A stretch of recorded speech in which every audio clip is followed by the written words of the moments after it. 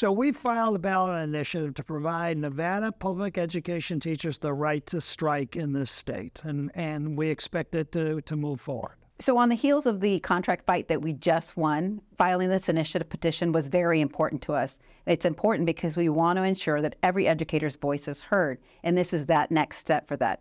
We are handcuffed by a law that was passed in 1969, and our educators want the ability to strike, and so this is just the next natural step. Because under the law right now, the reason why we want to have the right to strike, there's a process called binding arbitration that basically doesn't work. It favors a power balance for the employer. Time and time again, we've had a battle with CCSD.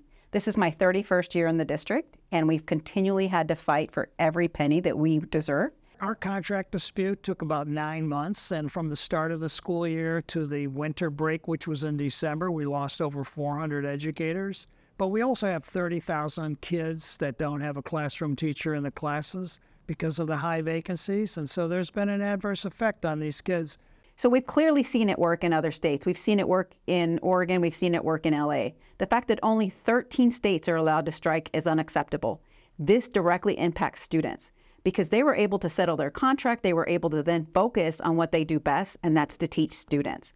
Our educators deserve a fair wage, and the battle took too long, and we need to find a solution that doesn't take as long. And so this is our effort to finally find a strategic solution to this problem. So we're asking legislators to really look at what the experience has been over the last 10 years, particularly in Clark County School District, ask them to look at it from the lens of a student, essentially be open to change the law to give teachers the right to strike. We're not able to go out and fight for a fair contract, and we believe that overturning that law will be a step in the right direction.